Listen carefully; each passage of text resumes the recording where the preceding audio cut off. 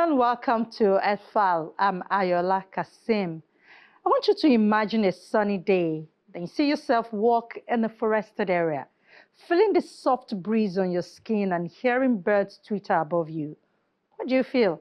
How many colors can you count? Do you hear the murmur of buzzing insects or rustling of trees in the wind? What you've just imagined is called Shinrin-Yoku, or forest bathing, and it is said to have incredible effect on your physical and mental health. Today on the program, we'll look at this concept and all we can benefit from nature. Do stay with us.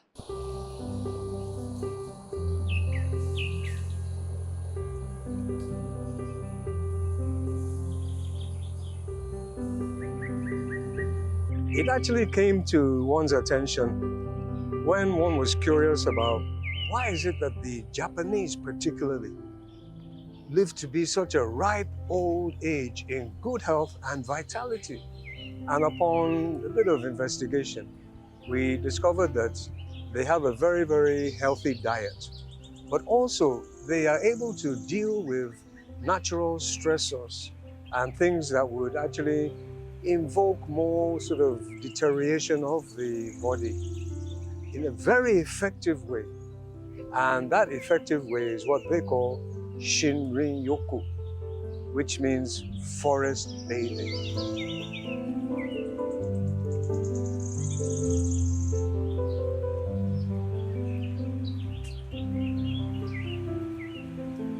That the Japanese people, they will immerse themselves in the essence of a wooded area. It doesn't have to be a very thick forest, but it has to be a place that has a lot of trees, a lot of leaves. So I realized, well, I'm not getting any younger myself.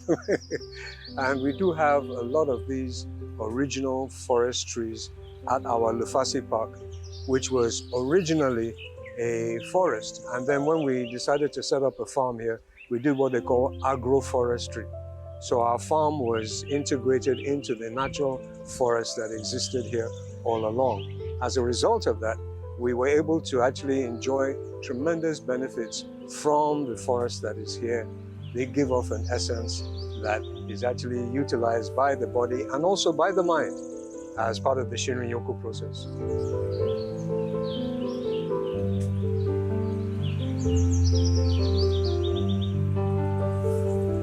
Your body itself gets invigorated by specific chemicals that the trees give off, particularly one that is called phytosine.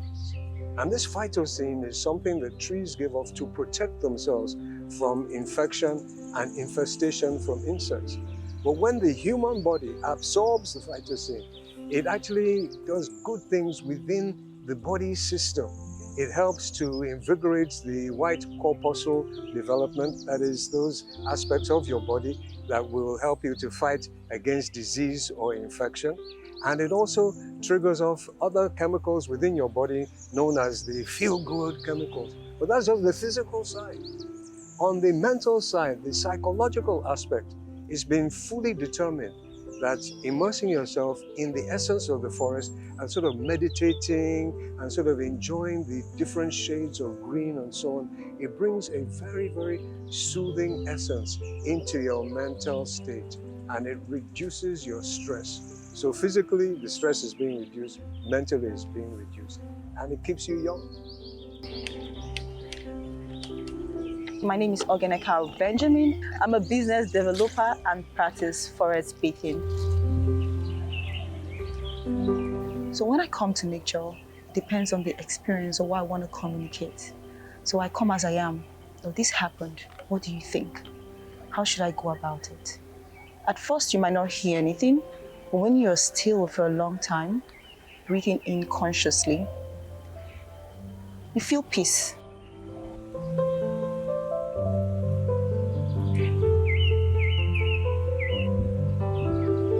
It makes you more attentive. It makes you to listen more. Because believe it or not, when you come to nature with a sincere heart, it follows you. I come in when everywhere is still, like when nature is still calm, when nature is waking up. So I come to like draw from that wisdom When's the best time to come? Morning, afternoon, night? In the morning by 8, it can be still. No much activities going on. And in the evening by 5, it's another beautiful time when nature is closing up. Snake. Yeah, a lot of people have that fear, but snake is one with nature. Would you agree? Snake is one with nature. We're not supposed to be scared of these animals, but fear, it's making us back away from them. My name is Olashade, the tour guide in Lufasi Nature Park. We have different species of snakes, and we have monitor lizard. We have monitor lizard walking around freely. Yeah. I love nature. I do it with all my heart because I love it. I just like being around nature. See, Eki, the iron tree. This one? Yeah, this one, yeah. Oh, it's part of it. And that's an ant hill over there. The what? Ant hill. Ant hill built by ants and termites. Yeah. Oh, that's big. Yeah, it can build more than that. It can be taller than that. Really? Yes. Oh, that's a lodge. You have a lodge here. This Yeah. one, what the tree is? Oh, we call it walking tree. It's a walking tree because of the root. We have some people that it's normal forest. There's nothing here than that. And we are used to the forest, but they don't know the importance of what the forest is giving to them. But as to me, as the eco educator, I'll just tell you that, okay, you know, it's normal, it's nature, it's forest.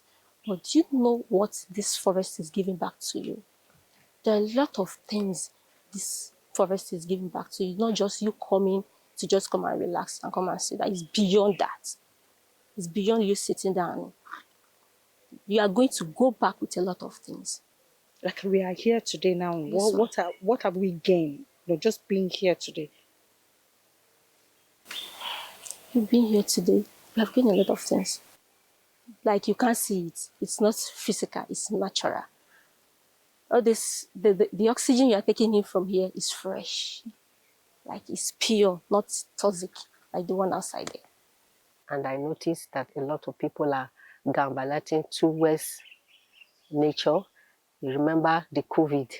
After that COVID, people now knew that they need open space, they need fresh air. So people start coming. Even a lot of artists, they come here to shoot their movies, and churches come here to do their program, to bond together. And the most interesting thing I noticed that children, when they come here, they don't want to go. And then another interesting thing, some ladies brought some dogs. The dogs said they don't want to go. And I said, because they know. They have the sense. They don't want to go. They have to chain them and drag them in. So it makes me remember my grandmother's village. She has a backyard, this kind of groove that we just be sneaking inside. It's very, very nice. So I guess naturally, yoga and nature, they are twins. You cannot do without the other.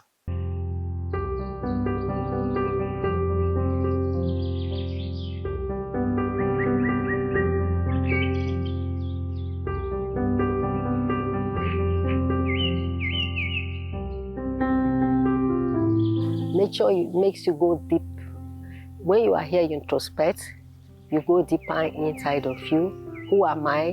What is the purpose of my life? All those kind of thoughts start coming into your head. Why do I need so much wealth?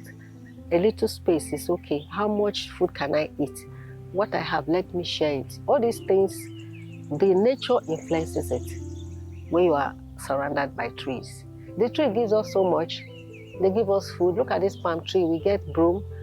Only the palm fruit alone, we get palm oil, we get palm kernel, and then there is something again, palm wine, and then there is one thing again they get from the shaft. You make, they say soap, just from that palm tree.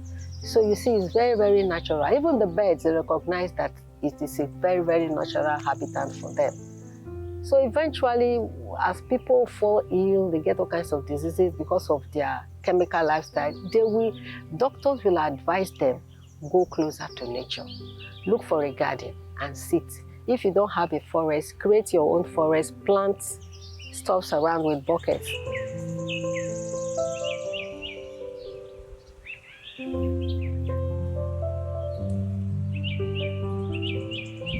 this human body is made of earth. So it's natural to gravitate towards nature. Whatever you put in nature, you get it. Same also, what you give your body, you get. As in yoga, if you're having some health issues also, yoga helps. Like I told you, it's health issues that led me to yoga. Like there are some knots in the body. We call it conditioning, habits that is stuck in your body. Some yoga poses, after a while you see that you are changing, you are becoming a better person, you are more tolerant, you love nature. So gradually everything changes within you.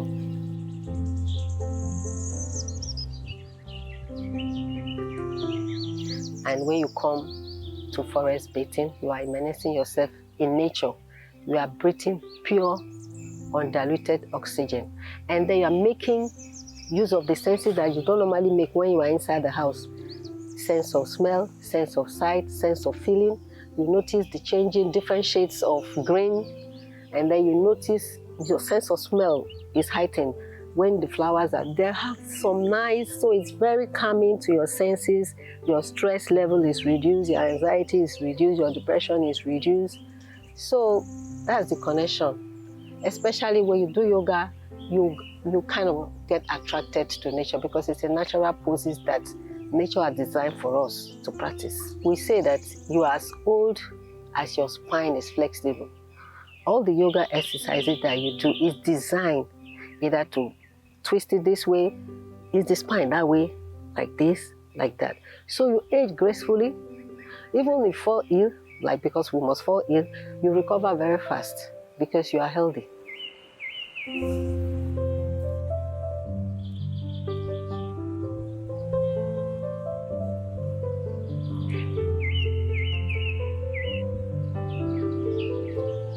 So if we're now persuading people that, okay, for your good health, keep the forests, keep the green spaces.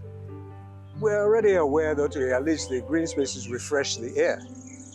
We know that it's from the green that we get all our oxygen, which by the way is our most essential commodity. 20 minutes without oxygen, you're gone. So we're already pretty much aware of that. So we need to sort of reinvigorate that awareness. But also the fact that it does other good health things, it gives you other good health benefits.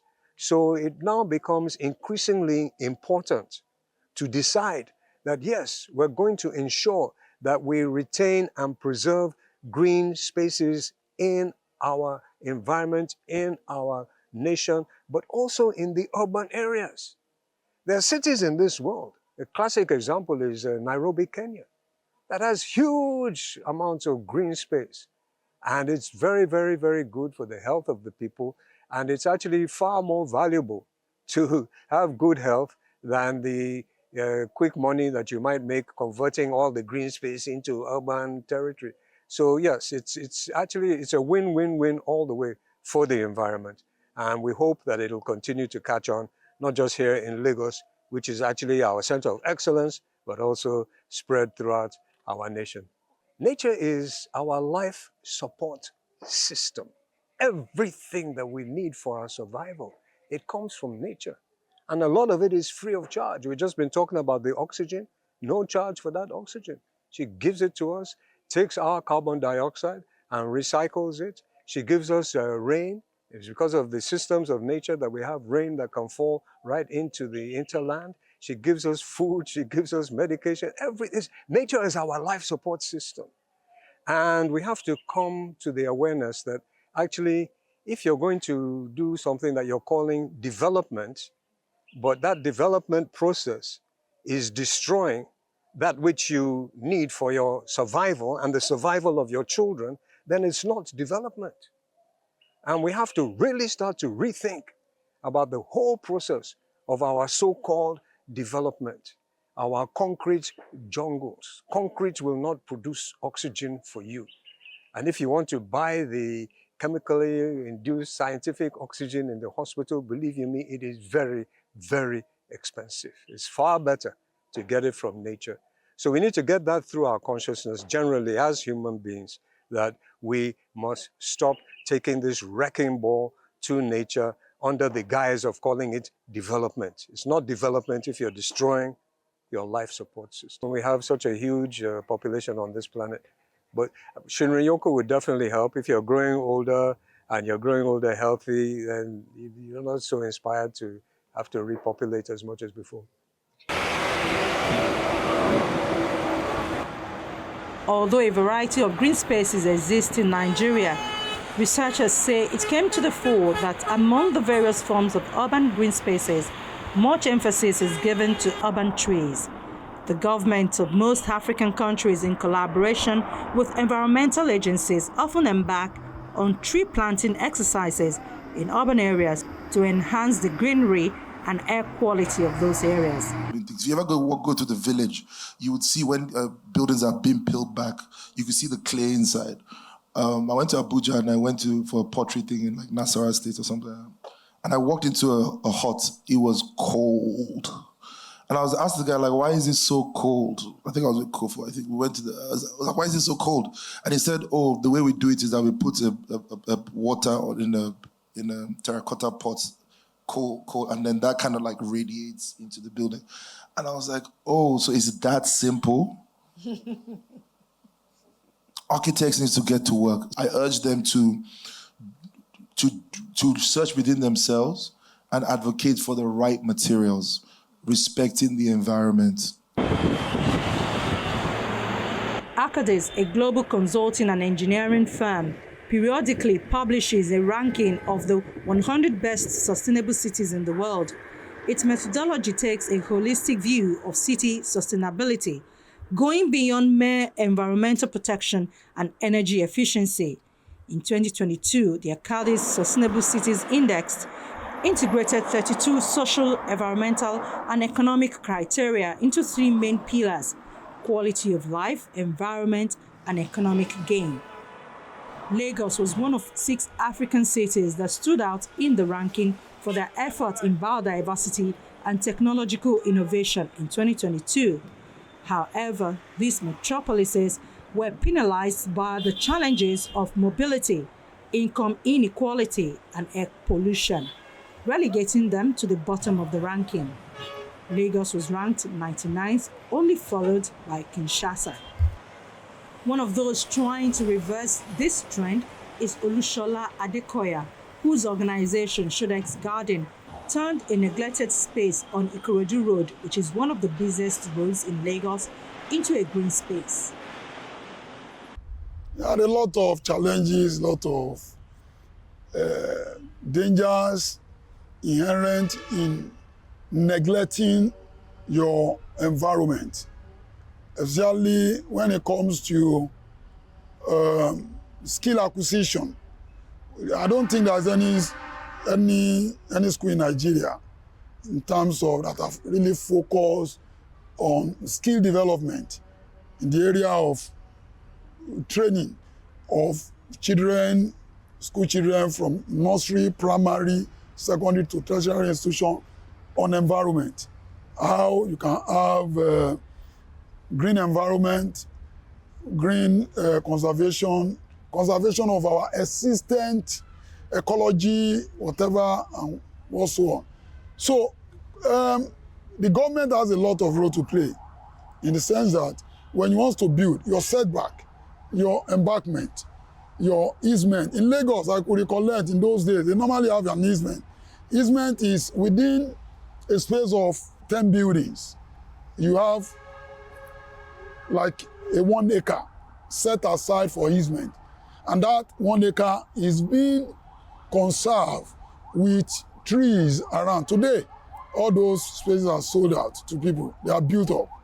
So there is no initiative that the government is pursuing, although we have some NGOs are pursuing greeneries, but the government has a role to play to make sure that the environmental laws that forbid people from building in those areas that are reserved for greens, like said back where they can plant grasses, shrubs, trees, like the initiative that was being led by our former governor,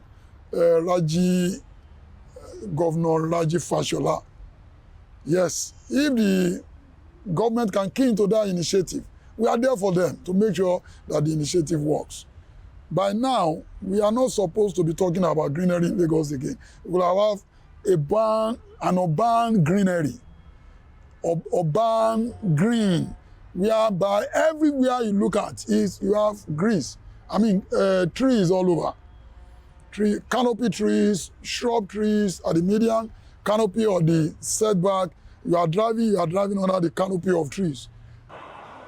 Experts say urban green spaces can help provide ecosystem services to improve the health and well-being of urban citizens.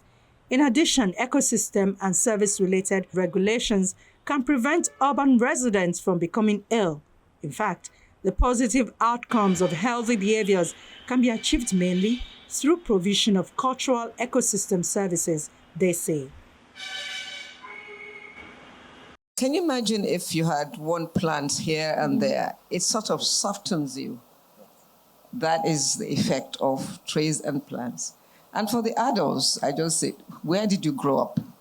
This is something that you should admire and like. And they then reflect and say, that is true. I remember when I went with my mother or father to so-and-so place, I saw this and so that. And I said, it started like that. You just have to. It's like Lagos everything is money, money, money. Everything is concrete. You go into an estate and you don't see trees or anything, and it's very difficult. And I think children grow up hard if they don't have that around them. I've always had trees around me, so I love it and I enjoy it. And I tell people, buy into it, it's good. I don't know whether anybody's noticed, but after COVID, everybody became a herbalist. They will say, if you take that and add that to it, it will give you that. And you go to the market and you are looking for something, the leaves of that. Luckily for us at Freedom Park, we have a lot of trees. We have moringa, we have orange, we have, we have also mango, all kinds of trees, banana. So everything grows. And I think that's because after it closed as a prison, a lot of people lived there for about 30 years before Theo came up and said, let's do something better with this place. So it's not, Lagos is different from Ibadan in that sense. Ibadan still have this tradition, but Lagos, everybody kind of looks out and say, oh, what is that? And I say, there's nothing to it. You will enjoy it. And after about half an hour, 1 hour in the park, oh, it's so relaxing. I say, oh, that's because you see all these trees. From various researches, poverty emerged to also contribute to the depletion of green spaces in Nigeria. Lack of priority green spaces in the development agenda of cities is uncovered to hinder the growth of green spaces. Big challenges, but it's not a new challenge for me. It's not a new challenge generally for people who are trying to preserve nature or even trying to preserve biodiversity. It's the pursuit of money, pursuit of money, pursuit of money. And if you're pursuing the money at the expense of things that are actually more important than the money, because definitely, your oxygen, your life support is more important than the money. If you need a medical life support, it's going to cost you an awful lot of money, whereas nature gives it to you free of charge. So it's just a matter of getting that into people's consciousness. Again, not Lagosians, not Nigerians, humanity generally have to wake up to the new reality that is dawning upon humanity, that we can no longer continue taking these hammers and sledging balls to nature, because she is obliged to give us the consequences. And that's one of the most fundamental things that you'll see in the forest, you'll see it on any farm. What you sow is what you reap. And it's there in every scripture. It's there. The law of retribution in the Holy Bible, Kifara in the Holy Quran, karma and the Buddhist and so on is there. This is fundamental law of physics. Action begets reaction. So it's like a wake-up call for humanity that, while the money answers all things, it is things. And if you're loving the things more than you're loving the provider of the things, and you're loving what those things are actually giving you, which is your life support system, then you got a challenge, you got a problem. Unfortunately, it has been found that access to natural spaces is becoming increasingly difficult and dangerous for many people, especially women and girls, and in urban areas. For children and especially girls fear of crime and competing expectations around the home are said to be limiting opportunities to play outdoors in natural spaces. Experts say this means they miss out on the benefit that being in nature has for mental and physical health in children.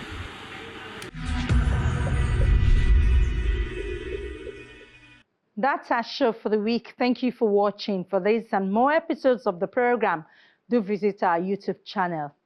Click the playlist menu and then click Earthfile. From me, Ayola Kasim, and the Earthfile crew, it's bye for now.